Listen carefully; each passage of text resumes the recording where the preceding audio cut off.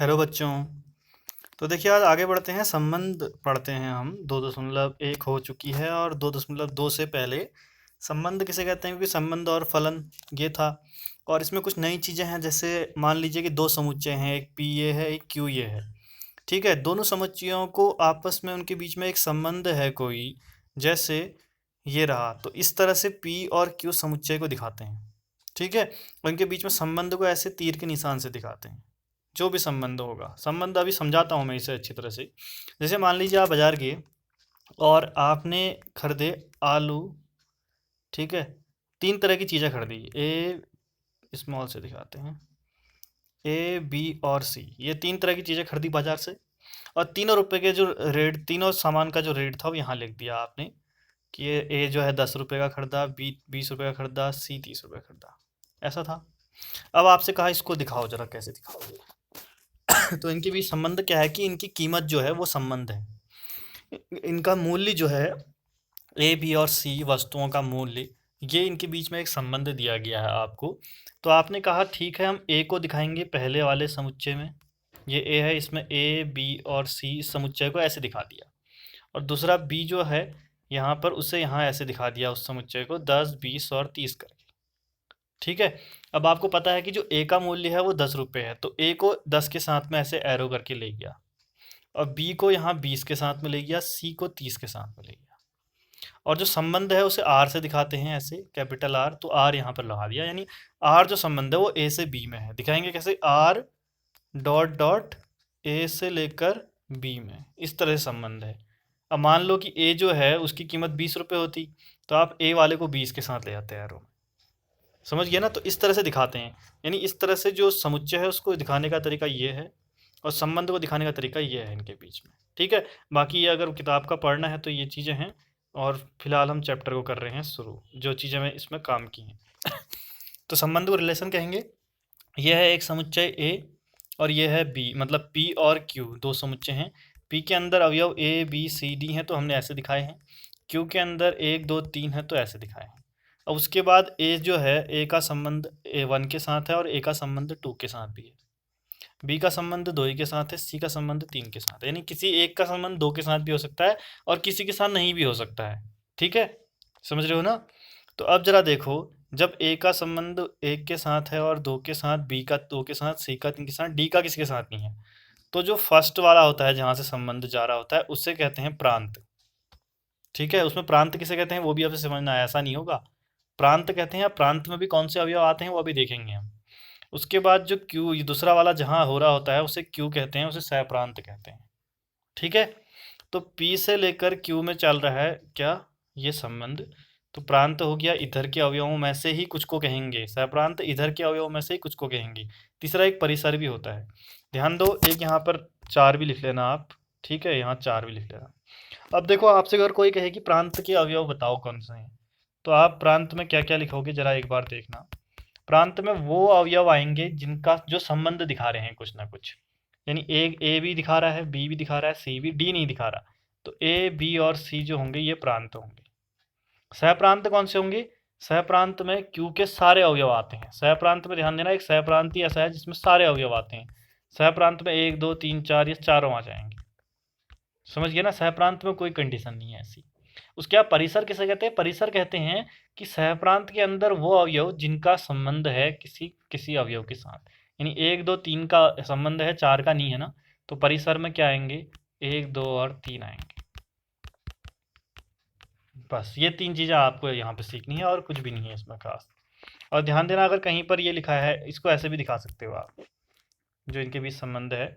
ए का संबंध 1 के साथ है और ए का संबंध 2 के साथ है, तो इसको A1 और A2 लिख लिया। बी का संबंध 2 के साथ है तो इसको B2 लिख लिया। सी का संबंध 3 के साथ है तो C3 लिख लिया। ये संबंध हो जाएगा। और इसमें जो ये बाद वाला है ए, ध्यान दो कि ए का संबंध 1 के साथ है ना, तो 1 जो है वो ए का क्या है, प्रतिबिंब कहलाएगा। 2 क्या कहलाएगा, ए का प्रतिबिंब। 3 क्या कहलाएगा, सी का प्रतिबिंब। और 2 क्या कहलाएगा, बी का भी प्रतिबिंब। यानी बी जो 2 जो है ये ए का प्रतिबिंब और बी का, दोनों का प्रतिबिंब कहलाएगा। ठीक है, उसके बाद परिसर, ये वही चीज़ है कि सहप्रांत के वो अवयव जिनका संबंध, इसको अभी छोड़ो, जो काम का आगे आएगा वो बताऊंगा। आप जरा एक बार इसको देख लो, एक क्वेश्चन करके समझा रखा है। कि ए एक समुच्चय है, बी दूसरा समुच्चय, इनके बीच में आर एक संबंध है जिसको ऐसे तीर के निशान से दिखाते हैं हम लोग। ठीक है, अब इसमें जो है प्रांत लिखो, कह रहा है सहप्रांत लिखो और परिसर, तीनों लिखो। तो प्रांत के अंदर कौन से अवयव आएंगे? इस वाले के वो अवयव जो संबंध में आ रहे हैं, 1, 2 और 3, चौथा नहीं आएगा। उसके बाद सहप्रांत में ये सारे अवयव आ जाएंगे, ए बी सी डी। परिसर में क्या आएंगे? सहप्रांत के वो अवयव जो जब संबंध में आ रहे हो, ए बी और डी, सी तो कहीं नहीं है ना, तो ए बी और डी होंगे। समझ में आ गया? प्रांत पहले वाले में वो अवयव जो दिखाते हो संबंध सिर्फ, तो 1, 2, 3। सहप्रांत में बी के सारे अवयव, और परिसर में बी के वह अवयव जो संबंध दिखा रहे हैं। इतना अगर आपको आ गया तो सारे क्वेश्चन आएंगे और कुछ भी इसमें अलग नहीं है। उदाहरण देखो 7वां, आपसे कह रहा है ए एक समुच्चय है जिसमें 1 से लेकर 6 तक के अवयव हैं। आर एक संबंध है जो एक्स और वाई की तरह दिखा रहा है। एक्स कौन सा होगा? पहले वाले में अवयव जो है। वाई कौन सा होगा? जो दूसरे वाले में है। तो वाई जो है वो x+1, ये संबंध है आपके पास। ठीक है, एक्स कौन सा होगा? ये सारे। वाई कौन सा होगा? वो निकालोगे आप इससे। और संबंध जो है वो ए से ए में ही है। ठीक है, पहला कह रहा है इस संबंध को तीर के निशान से दिखाइए। तो पहली चीज़ तो संबंध जो है वो ए से ए में ही है, तो इधर ए के सारे अवयव लिख दिए, इधर भी ए के सारे अवयव लिख दिए। अब उसके बाद जो संबंध है बीच में ऐसे, वो किसके साथ जाएगा? y जो है वो x+1 है, यानी y आएगा इधर वाले में, x इधर वाले में। ठीक है, तो y कौन सा होगा? x से एक ज़्यादा है कह रहा है। तो अब हमने कहा कि जो अवयव 1 है इसके लिए y क्या होगा? y बराबर x+1, यानी एक ज़्यादा होगा, 2 होगा। तो y बराबर, इसके लिए 2 के साथ इसका संबंध, 2 का संबंध यहाँ x की जगह 2 रखोगे ऊपर, तो आपको पता चलेगा x के 2 रखने y 3 आ रहा है, तो 2 का संबंध 3 के साथ, 3 का संबंध 4 के साथ, 4 का 5 के साथ, 5 का 6 के साथ, 6 का 7 के साथ होता है। 7 तो है ही नहीं, क्योंकि ए के अंदर तो वही 6 अवयव आएंगे ना, यहाँ भी दोनों जगह 6 चाहिए। भाई इतना हुआ, तो ये हमने दिखा दिया। और चाहो तो जो y बराबर x+1 है, इसमें हमने 1 रखा तो 2 आया, 2 रखा तो 1 आया, 3 आया, 3 4 रखा, 4 5 आया, 5 6 रखा, 6 में 7 आएगा, 7 को हम यहाँ रख नहीं सकते इसलिए। ठीक है, ये निशान से दिखाना हो गया। अब प्रांत, सहप्रांत और परिसर लिखो, जो अभी समझाया वही। प्रांत में पहले वाले के वह अवयव जो संबंध दिखा रहे हैं, 5 तक के दिखा रहे हैं, देखो 6 नहीं दिखा रहा है, तो 5 तक के आ गए। सहप्रांत में इसके सारे अवयव, तो सारे लिख दिए। परिसर में इसके वो अवयव जो संबंध में आ रहे हों, 2 से लेकर 6 तक आ रहे हैं, 1 नहीं आ रहा है, तो यहाँ पे 2 से 6 तक के लिख दिए। समझ गए ना भाई? इतना आसान है। तो अब यहाँ बाकी लिख दिया है। अगर ए से बी में संबंध हो आर का, तो प्रांत किसे कहते हैं? ए के वह अवयव जो आर से संबंध दिखा रहे हों। ठीक है, सहप्रांत बी के सभी अवयव आते हैं। परिसर में बी के वह अवयव जो संबंध दिखा रहे हों। यानी यहाँ पर प्रांत और परिसर है ज़्यादा मेन, सहप्रांत तो बी के सारे अवयवों को कह दे रहे हैं, कोई फर्क नहीं पड़ता उससे। ठीक है, अब ऐसे 8वां उदाहरण, एक संबंध इस तरह से आपको दिया गया है, वहाँ चित्र दिया है, आपसे बोल रहा है इसको समुच्चय निर्माण रूप में लिखो और रोस्टर रूप में। समुच्चय निर्माण ऐसे x, y वाला, और रोस्टर रूप ऐसे करके 1 का 2 के साथ है, 2 का 3 के साथ है। ठीक है, तो हमने दोनों में, और साथ में प्रांत और परिसर भी निकालो। तो हमने कहा पहले समुच्चय निर्माण रूप बनाते थे, तो हमने r, x, y, और आगे देखो आप जरा आते हैं, यहाँ x क्या हो होंगे, यहाँ y वाले। ठीक है, तो 9 जो है वो 3 से और -3 से जुड़ा है, 4 जो है वो 2 और -2 से जुड़ा है, 25 जो है वो 5 और -5 से। इन तीनों को जब देखोगे तो 9 3 से जुड़ा है, यानी 3 का वर्ग 9 होता है, और ये -3 से जुड़ा है, यानी -3 का वर्ग भी 9 होता है। ठीक है, आगे सभी में होना चाहिए वो संबंध।